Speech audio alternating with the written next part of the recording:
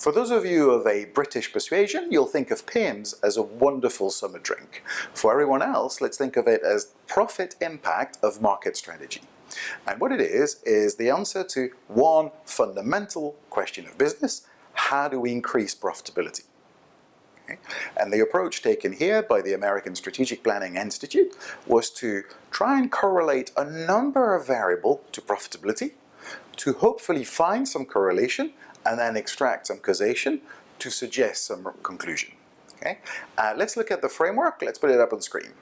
So what it starts, first axis, we put profitability vertically, and then on the horizontal axis we try a number of variables in turn, and then in the middle we display bubbles, a third dimension, and what we're trying to see is change the variables at the bottom to see if you can get some alignments of the various bubbles. And when you do it often enough, one of the things you alight on is size. And what you find is if you look at size and how size correlates with profitability, more often than not, I really want to emphasize that, more often than not you find no correlation. No correlation between size and profitability.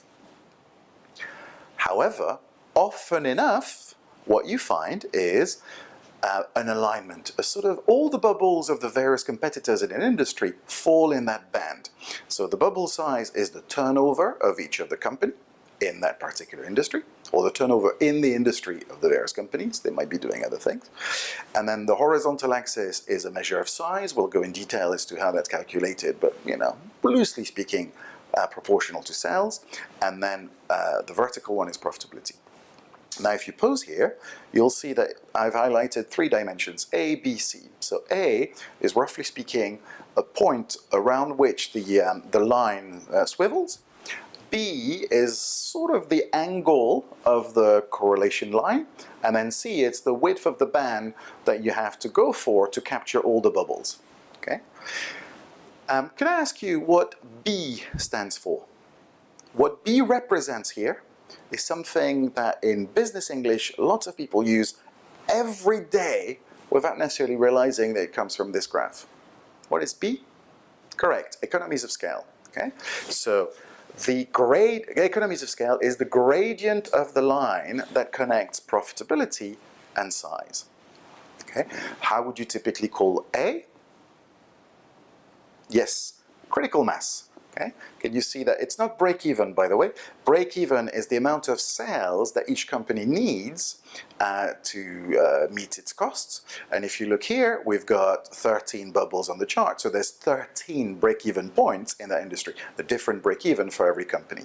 There's only one critical mass, which is point A, and point A is the critical mass because if you are bigger than A, you are more likely to be profitable. And if you're smaller than A, you're more likely to be unprofitable. Please note it's likelihood, it's not guaranteed or certainty. And then how would you call C? There's not a real name for it, but I like to call it management. Okay, you see that what this chart suggests is for a certain size in a given industry, there's an expectation of a profitability range, and then if the bubble is higher or lower, lots of factors individually can affect it, but arguably management is in charge of all of these. Okay? So what you do with PIMS is you can describe one industry that way, obviously doing lots of them in parallel to see how important are the economies of scale, what is the critical mass, and how much of a role does management play in these. The reason it's a framework rather than a theory is once you've done that, it doesn't tell you this is what you should do. Interestingly enough, in the 70s, a lot of people read that as a theory.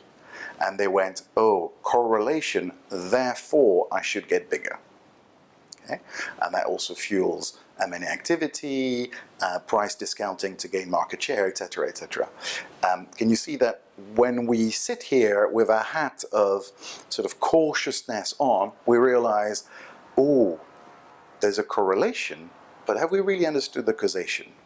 And two big schools of thought. One school of thought seems to say size drives profitability, and the other one says profitability drives size. But another way, in the first one, let's get bigger and we'll be more profitable.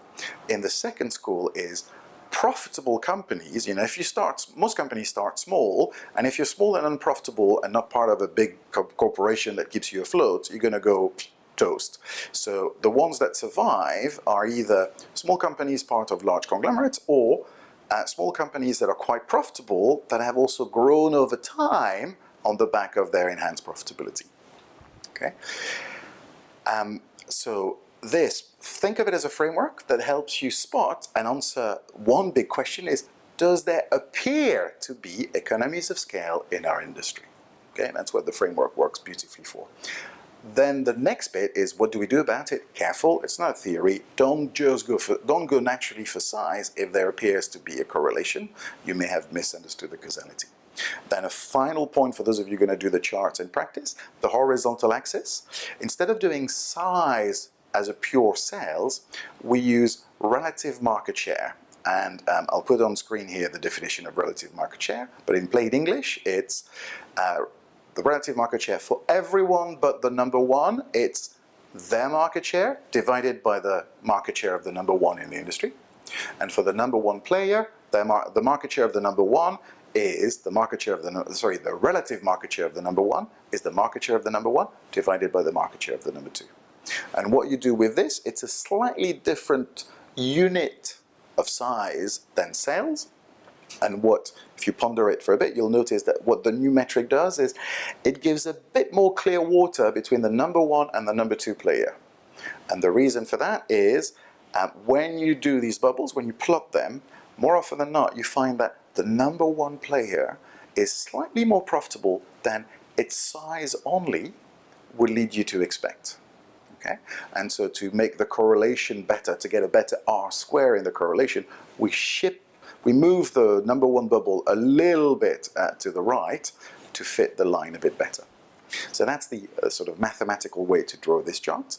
One of the big implications of that framework, some of you will recognize it, is the fact that number one player seemed to be earning that little bit more than the number two has been sort of one of the big driver of the GE strategy for decades. You know, let's be in any industry as long as there are or there appear to be economies of scale, and let's be the number one or number two player. Okay, so PIMS, not just a great British drink, but also a fantastic strategic framework.